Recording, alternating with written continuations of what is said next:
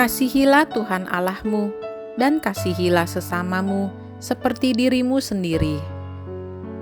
Bacaan diambil dari Injil Matius 22 ayat 34 sampai dengan 40. Inilah Injil suci menurut Matius. Dimuliakanlah Tuhan. Ketika orang-orang Farisi mendengar bahwa Yesus telah membungkam orang-orang Saduki, berkumpullah mereka. Seorang dari antaranya, seorang ahli Taurat, bertanya kepada Yesus untuk mencobai Dia, "Guru, hukum manakah yang terbesar dalam hukum Taurat?" Yesus menjawab, "Kasihilah Tuhan Allahmu dengan segenap hatimu, dengan segenap jiwamu, dan segenap akal budimu. Itulah hukum yang utama dan yang pertama. Dan hukum yang kedua, yang sama dengan itu ialah, kasihilah sesamamu manusia seperti dirimu sendiri." Pada kedua hukum inilah tergantung seluruh hukum Taurat dan kitab para nabi. Demikianlah sabda Tuhan. Terpujilah Kristus. Untuk kita renungkan, mengasihi dan dikasihi merupakan salah satu kebutuhan dasar manusia, atau juga lebih luasnya setiap makhluk hidup.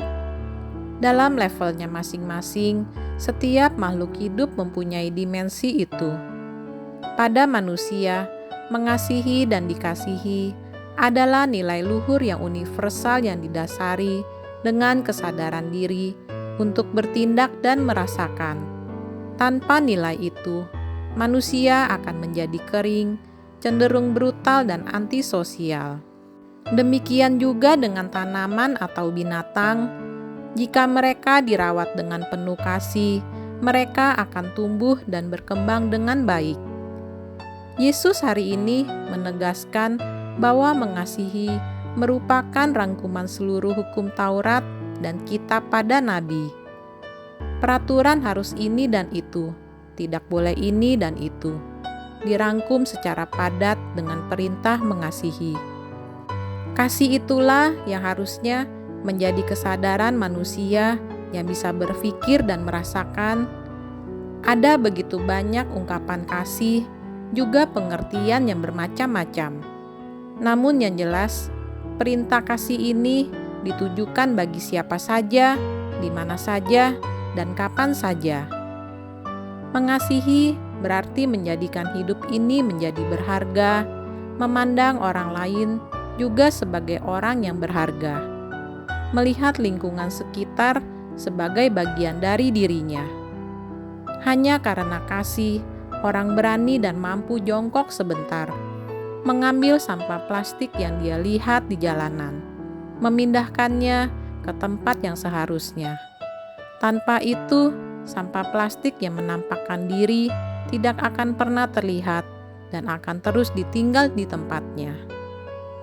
Belajar terus-menerus untuk mengasihi merupakan panggilan kita. Membenci tidak perlu belajar, namun mengasihi memerlukan proses yang panjang, berkelanjutan, dan sikap hati yang jelas. Maka, perintah mengasihi senantiasa aktual bagi siapa saja dan kapan saja. Mengasihi tidak memandang warna apapun, tidak memandang kekayaan apapun, tidak memandang jabatan apapun. Sudah seharusnya mengasihi itu membebaskan. Bisa jadi kasih itu menuntun pengorbanan, bisa jadi mengasihi itu justru membuat sakit. Namun, berkorban karena kasih yang tulus akan mendatangkan keselamatan, tidak berhenti pada kesakitan. Semoga hidup kita menjadi cerminan kasih Allah sendiri. Demikianlah renungan hari ini. Marilah kita berdoa bersama-sama.